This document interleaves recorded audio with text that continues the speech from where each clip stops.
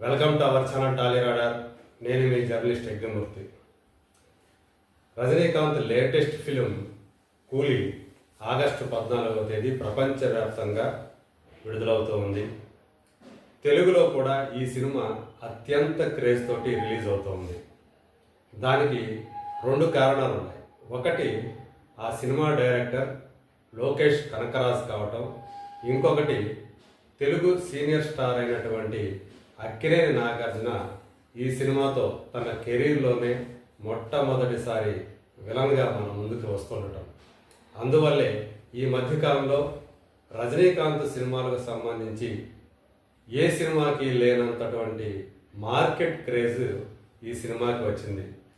ఏకంగా 53 కోట్ల రూపాయల బిజినెస్ వాల్యూ తోటి తెలుగులో ఈ సినిమా రిలీజ్ అవుతుంది.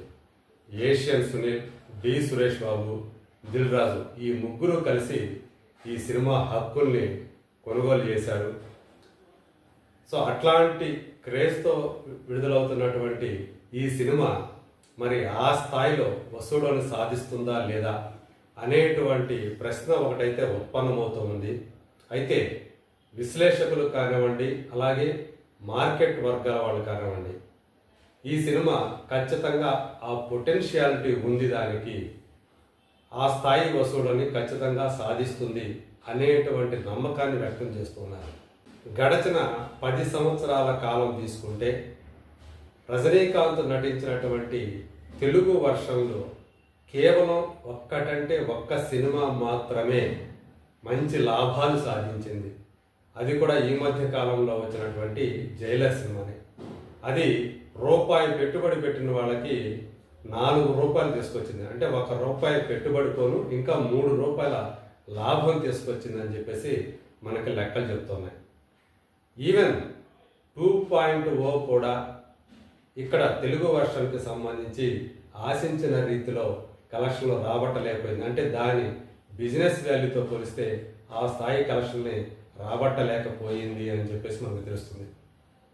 ఒక్కసారి ఆ లెక్కలు ఎలా ఉన్నాయి అంటే, మనం ఇది 2025 కాబట్టి 2016 నుంచి చూసుకుంటే ఈ 10 సంవత్సరాల కాలంలో ఆయన నటించినటువంటి సినిమాల్లో తెలుగులో ఏవి ఎలాంటి కలెక్షన్ సాధించాయి, బిజినెస్ వాల్యూతో పోలిస్తే రికవరీ ఎంత అనేది ఒక్కసారి మాట్లాడదాం. మనం ఇప్పుడు కబాలీ సినిమా గురించి అక్కడి నుంచి మాట్లాడుకుందాం. కబాలీ సినిమా దాని బిజినెస్ వాల్యూ వచ్చి తెలుగు వర్షన్కి సంబంధించి 30 కోట్లు అని చెప్పేసి ట్రేడ్ వర్గాల వాళ్ళు చెప్పినటువంటి మాట. సో మొత్తంగా చూసినప్పుడు 22,60,00,000 రూపాయలు అది వసూలు చేసింది. అంటే రికవరీ పర్సంటేజ్ వచ్చి 75%. అంటే పర్వాలేదు, ఒక మోస్తరుగా అది కలెక్షన్స్ రాబట్టిందని చెప్పాలి. అంటే 22 కోట్ల రూపాయల పైనే నీకు షేర్ సాధించినటువంటి సినిమాగా అది నిలిచింది. ఆ వెంటనే ఆయన కాలా అని చెప్పేసి మళ్ళీ అదే పారంజిత్ డైరెక్షన్లోనే రజనీకాంత్ కాలా సినిమాని చేశాడు. సో దాని బిజినెస్. ఎందుకంటే కబాలీ సినిమా ఈ 75% రికవరీ సాధించడం, 22.5 కోట్ల రూపాయల షేర్ సాధించడంతో కొంత కాలాకు వచ్చేటప్పటికి ఆ బిజినెస్ వాల్యూ కాస్త తగ్గిందని చెప్పాలి. అది 27 కోట్ల రూపాయలు అని చెప్పేసి ట్రేడ్ వర్గాల వాళ్ళు చెప్పినటువంటి మాట. సో కలెక్షన్స్ చూసుకుంటే చాలా దారుణంగా ఓన్లీ 7 crores మాత్రమే దానికి షేర్ వచ్చింది అని చెప్పేసి మనకి గణాంకాలు తెలియజేస్తున్నాయి. అంటే కేవలం 26% మాత్రమే ఆ పెట్టుబడిలో, తెలుగు వర్షం మీద పెట్టిన డబ్బులో కేవలం 26% మాత్రమే రికవర్ అయింది. అంటే అది ఒక బిగ్గెస్ట్ డిజాస్టర్గా నిలిచిందని చెప్పాలి కాలా అనే సినిమా. కానీ నిజానికి క్రిటికల్గా ఆ సినిమాని చాలామంది ప్రశంసించారు. అయినప్పటికీ కూడా బాక్స్ ఆఫీస్ దగ్గరికి వచ్చేటప్పటికి అది ఘోర పరాజయాన్ని పొందిందని చెప్పాలి తెలుగు నాట. ఇక ఆ తర్వాత మోస్ట్ యాంటిసిపేటెడ్ ఫిలిమ్స్లో ఒకటిగా వచ్చినటువంటి 2.0 రజనీకాంత్ శంకర్ కాంబినేషన్లో అంతకుముందు వచ్చినటువంటి రోబో సినిమా. తమిళ్లో దాని పేరు ఎందిరన్ అని చెప్పి మనకు తెలుసు కాబట్టి, సో తెలుగులో రోబో పేరుతో దాన్ని రిలీజ్ చేశారు. వాళ్ళ ఆ ఇద్దరి కాంబినేషన్కి ఉన్నటువంటి వాల్యూ వల్ల ప్రీవియస్ సినిమాల కలెక్షన్స్ కానీ ఆ బిజినెస్ని కానీ ఇక్కడ మార్కెట్ వర్గాలు అంటే ట్రేడ్ వర్గాల వాళ్ళు పట్టించుకోలేదు, డిస్ట్రిబ్యూటర్ పట్టించుకోలేదు. ఏకంగా దాని మీద 71 కోట్ల రూపాయలని ఇక్కడ డిస్ట్రిబ్యూటర్లు కానీ బయ్యర్లు కానీ వెచ్చించారు. ఆ 71 కోట్ల గాను 54 కోట్ల రూపాయలని ఆ సినిమా వసూలు చేసింది. కాల ఎంత ఘోరంగా డిజాస్టర్ 7 కోట్ల రూపాయలు మాత్రమే వసూలు చేసినప్పటికీ కూడా షేర్ పరంగా రోబో సీక్వెల్కి వచ్చినటువంటి 2.0 మాత్రం ఏకంగా 54 కోట్ల రూపాయలు మాత్రం సంపాదించగలిగింది షేర్ రూపంలో. అంటే 76% రికవరీ సాధించగలిగింది. ఇదే cinema 2.0 Tamil version, original version super duper hit అయింది. కానీ తెలుగునాట వచ్చేటప్పటికి ఇక్కడ కూడా అది బ్రేక్ ఈవెన్కి నోచుకోలేని సినిమాగా మారిందని చెప్పాలి. ఆ తర్వాత పేట అనే సినిమా, తెలుగులో పేట అనే పేరుతోటి రిలీజ్ చేశారు. సో దానికంత క్రేజ్ లేకపోవటం వల్ల కేవలం 13 కోట్ల రూపాయల బిజినెస్ వాల్యూతోటే అది ఇక్కడ రిలీజ్ అయింది. కానీ అంత తక్కువగా డిస్ట్రిబ్యూటర్లు బయ్యర్లు దాని మీద పెట్టుబడులు పెట్టినా రికవర్ అయింది మాత్రం కేవలం 6 కోట్ల రూపాయలు మాత్రమే. అంటే 46% మాత్రమే అది రికవరీ సాధించగలిగింది. దాని తర్వాత దర్బార్ సినిమా వచ్చింది. మురుగదాస్ ఆ సినిమాకి డైరెక్టర్. దర్బార్ సినిమా అది కూడా అంటే ఆ డైరెక్టర్కి ఎంతో కొంత వాల్యూ ఉంది కాబట్టి ఆ కాంబినేషన్లో వచ్చినటువంటి సినిమా ఇక్కడ 14,20,00,000 రూపాయలు దాని మీద బయ్యర్లు డబ్బులు పెడితే అది కలెక్ట్ చేసింది 10,10,00,000 రూపాయల షేర్ అని చెప్పేసి మనకి ట్రేడ్ వర్గాల వాళ్ళు చెప్తున్నటువంటి మాట. సో అంటే 71% ఆ సినిమా కూడా రికవరీ సాధించగలిగింది. సో ఇప్పుడు అంటే ఇప్పటి వరకు కూడా నేను చెప్పిన వాటిలో ఏది కూడా బ్రేక్ ఈవెన్ కాలేకపోవడం ఇక్కడ గమనార్హం.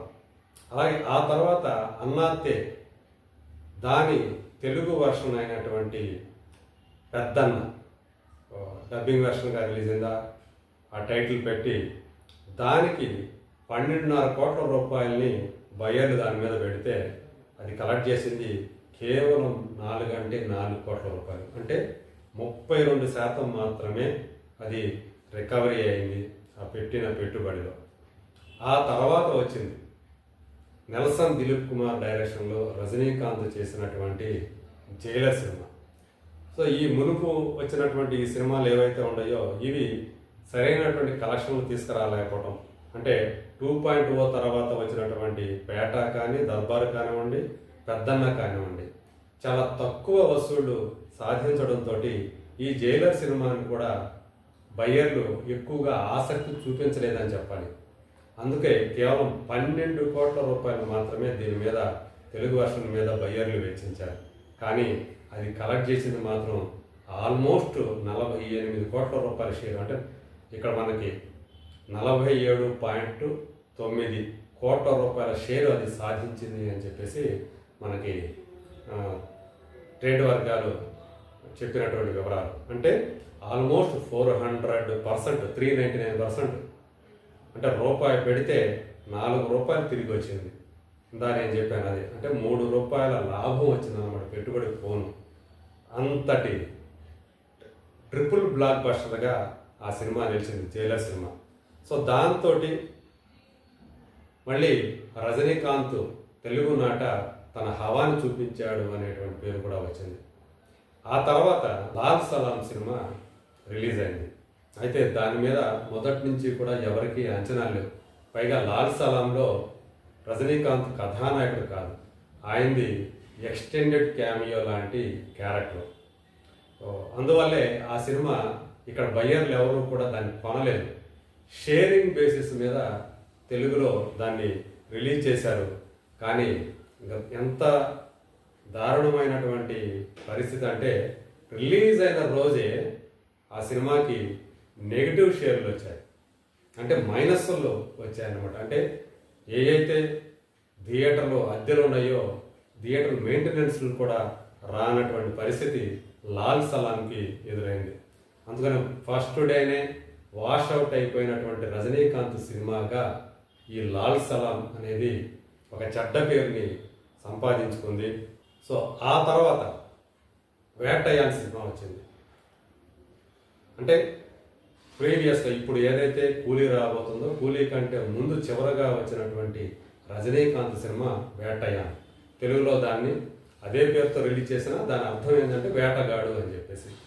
సో దానికి కూడా 17 కోట్ల రూపాయల బిజినెస్ వాల్యూ తోటి అది రిలీజ్ అయింది. సో 10.96 క్రోర్స్ని షేర్ రూపంలో అది వసూలు చేసింది. అంటే 64% రికవరీ అయింది. సో ఇన్ని సినిమాలు వేటయాన్, లాల్ సలాం, జైలర్, పెద్దన్న, దర్బార్, పేట, 2.0, కాల, కబాలి 9 సినిమాలు. ఈ 9 సినిమాల్లో అంటే 2016 నుంచి విడుదలైనటువంటి సినిమాలుగా చూసుకుంటే ఈ 9 సినిమాల్లో కేవలం ఒక్క జైలర్ మాత్రమే ఇక్కడ డిస్ట్రిబ్యూటర్లకి, బయ్యర్లకి లాభాలు తెచ్చిపెట్టినటువంటి, అది కూడా మంచి లాభాలు తెచ్చిపెట్టినటువంటి సినిమాగా నిలిచింది. మిగతా 8 సినిమాల్లో ఏవి కూడా బ్రేక్ ఈవెన్ కాలేదు. సో కొన్ని అయితే disasters, double disasters, triple disasters కూడా అయ్యాయి.